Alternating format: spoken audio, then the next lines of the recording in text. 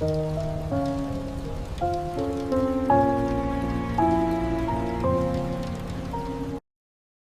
noticed his eyes first, colder than the morning rain. My brother stood by the casket, perfect suit, perfect distance. He squeezed my shoulder like a banker closing a deal. "We need to be strong," he said, voice smooth as glass.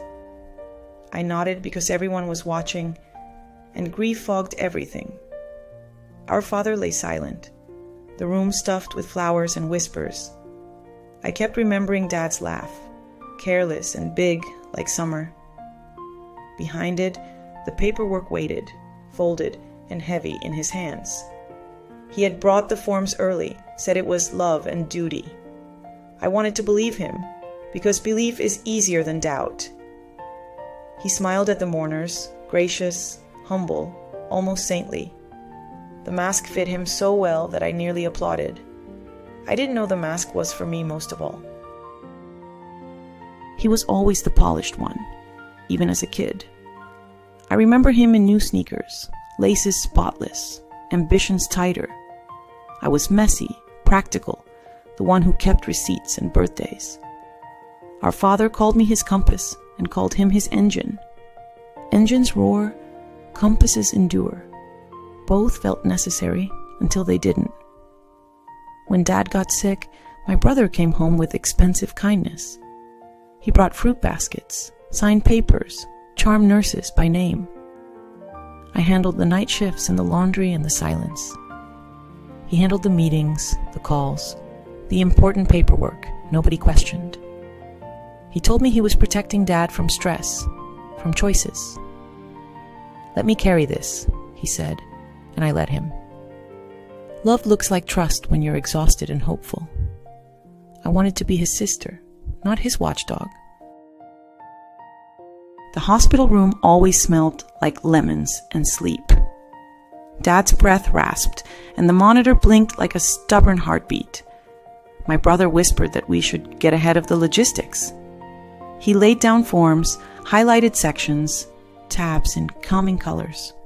"Just initials here," he said, like it was nothing heavy. Dad nodded, dazed, the morphine smoothing words into waves.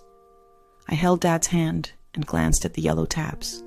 My brother's pen clicked like a metronome for compliance. He spoke softly about probate and burden and timelines. I signed where he pointed and believed it was kindness. Dad tried to smile, eyes wet with apology and pride. I kissed his forehead, promising to keep us together. I didn't see the trap closing, only the love offered. At the reading of the will, the room felt narrow. The lawyer cleared his throat like a judge about to sentence. He spoke our names, my father's, the trust, the conditions, and then every major asset, every deed, went to my brother. My name appeared like a footnote, an apology with a ribbon. The lawyer barely looked up. My brother never blinked. His hand brushed mine, warm, as if comforting a child. "This is what Dad wanted," he murmured, eyes steady and distant. My throat burned. I heard my own pulse arguing. People say grief makes you generous. Greed just makes you fast. I asked for a copy, and my voice didn't shake. He nodded like a benevolent king, dispensing his charity. I walked out into daylight that looked suddenly wrong. I met him later in the parking lot and said his name. "Talk to me," I whispered, because shouting felt like surrender. He glanced around like he didn't want to be overheard. "Dad trusted me with the business side," he said carefully. I told him it looked like being trusted with everything. He shrugged, a movement practiced, sympathetic without meaning it. "You have heart," he said. "I have head. It's balance." Balance didn't feel like a house and savings in one hand. I told him the signatures looked too perfect, too recent. His jaw tightened like a locked drawer he kept hidden. "Careful," he said softly. "Grief makes us see ghosts." He placed the car key in my palm and smiled. For a second, I felt like I was betraying him. I started with the dates because dates don't lie. The notary's office smelled like toner and municipal boredom. She remembered my brother's suit, not my father's tired face. The timestamp was late, later than that fever night. I visited the nurse who liked apple candies and kindness. She said the forms came after midnight when Dad slept hard. Did Dad sign then, or did a pen dream in darkness? I held the photocopy next to my memory and trembled. The loops on his name were confident, my father never confident. I asked myself what trust looks like when it breaks quietly. It looks like a signature that never needed a witness. It looks like love that started counting hours as dollars. I walked home with proof that felt like betrayal. News travels faster inside families than anywhere else. An aunt called to ask if I'd lost my temper. A cousin sent emojis because words were too expensive. I told no one everything, but the air betrayed me. My brother sent flowers to my building, silent and white. The card said, "We'll fix this," in his immaculate hand. Fixing sounded like painting over a crack with money. I sat at the kitchen table and touched Dad's toolbox. He once said, "Measure twice, cut once, and keep promises." I had measured wrong, trusted once, and lost everything. But I still had my name and our father's story. The truth was heavy. I started lifting it anyway. I dialed an attorney and heard my voice become steel. The attorney listened without blinking and then asked for receipts. I handed over copies, dates, names, and my sleepless timeline. "You can contest," she said, "but it won't be gentle." Money was needed, so was endurance I wasn't sure I had. She talked about witnesses, handwriting, and what courts consider truth. I imagined my brother practicing sincerity in a mirror. I imagined our father, caught between us forever, exhausted. The attorney leaned forward and said, "What do you want?" I wanted fairness, and I wanted my brother back. Apparently, those two don't live in the same neighborhood. "We can negotiate first," she added, voice calm and kind. I nodded, knowing negotiation often sounds like apology. I signed her retainer with my own unsteady name. He invited me to his new place, a glass and chrome box. The view was money-shaped and flattering to his reflection. He greeted me in a dark suit that swallowed the room. "We can work something out," he said, pouring 2 drinks. I didn't touch mine because truth hates ice cubes. I laid out the copies and watched his pupils shrink. "You're reaching," he said. But the words didn't stand straight. I told him what the notary remembered, the times, the nurse. "Dad wanted me to keep the business alive," he argued. I asked where keeping becomes taking, and taking becomes theft. He stared past me at the skyline like it had answers. "You'll ruin us," he said. And finally, I heard fear. I told him I wasn't the one who started ruining. We tried mediation, which is like therapy with receipts. He arrived with a smile and a binder full of performance. His lawyer called me emotional, as if that were a crime. Mine called him opportunistic, measured like a scalpel to the vein. The mediator said we were both hurting, which felt cheap. Hurt is not equal to theft, no matter how you phrase it. He offered me scraps wrapped in careful language and charity. "Take this and let me focus on the company," he said. I asked for the house and a clean accounting of accounts. He laughed, then apologized, then let the laugh hang anyway. I saw the boy he had been, wanting everything shiny. I saw the man he chose to be, keeping the shine. We left with a deadline and a silence that followed home. After that, my phone became a lighthouse for stormed words. He called late, voice thick, asking if I remembered summers. He mentioned kites, sugar cones, and Dad racing us home. Guilt wore his voice like a borrowed coat in rain. "I didn't mean for it to be like this," he said. I listened, because love doesn't vanish. It rearranges its furniture. He almost admitted what we both knew, then swallowed it. I thought about forgiveness as a bridge built from both ends. Mine was halfway constructed, his still on the drawing board. He asked, "What do you want me to do?"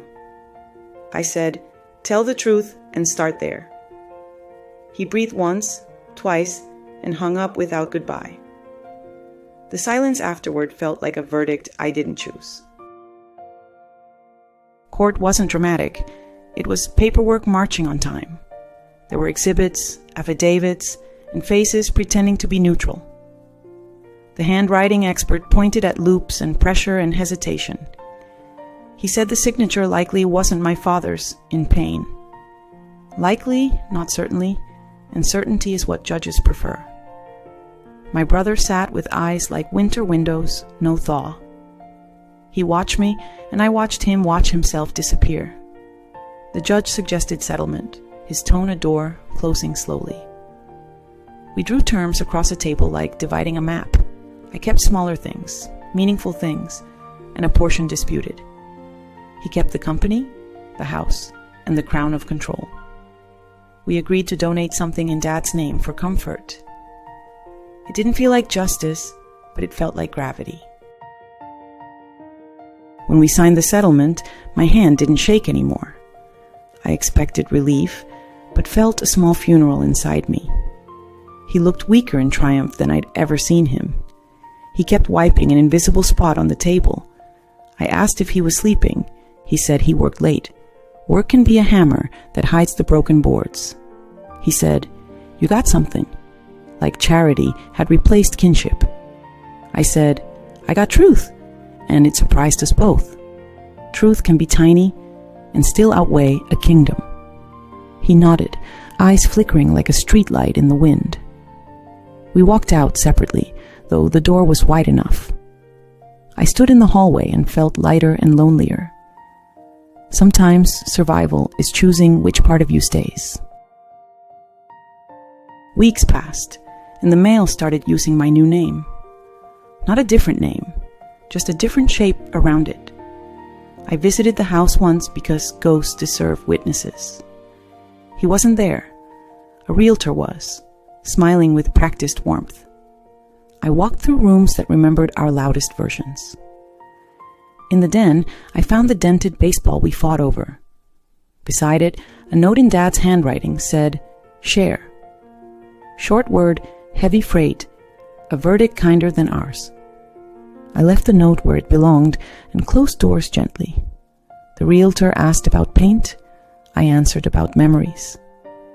Back outside, I watched my breath fog and then disappear. Some things vanish, others make you into someone new. I let the house go, and it let me too. He called one morning to say the sale went through. His voice was smaller, as if the house had held him up. He talked about expenses, obligations, and the market. I thought winning would feel different, he said quietly. I told him I didn't believe in winning anymore. He asked if I could meet him somewhere without history. We chose a bench by the river where nobody knew us. He sat with his perfect suit and hands that trembled. He said, "I'm sorry," and the air finally thawed. I asked, "For the will or for forgetting I'm your sister?" He stared at the river like it could absolve him. He said, "Both," and meant it. But apology isn't erasure. I forgave what I could and kept what I must. People ask what I learned, as if it's a class. I learned that greed speaks softly and wears family well. I learned that trust needs witnesses, even when it's love. I learned that I can survive without the house. I learned I cannot survive without myself. Sometimes I dream of Dad at the kitchen table, laughing. He tells me to keep my compass even when roads vanish. I set a place for grief and give it small meals. My brother and I talk now carefully, like repairing porcelain. He is haunted by a choice that keeps him awake. He is successful, yes, but success has windows that won't close. I am poorer on paper and steadier in my bones. When I pass a mirror, I see kindness standing its ground. I keep the donation receipt in a drawer with old letters. We put Dad's name on a scholarship for kids who need breaks. It doesn't fix what was taken, but it plants something. I attend the ceremony and don't invite my brother. He sends a text anyway. Thank you for doing that. I type, delete, then write. We both did it, remember? Later, I walk by the river and count my breaths. A heron stands still, the water making room around it. I think about making room without surrendering shape. Greed won't live in my chest. It can't pay rent here. Love can, if it behaves and brings honesty with it. I am not healed, but I'm not bleeding anymore. That is enough to carry me into whatever arrives next.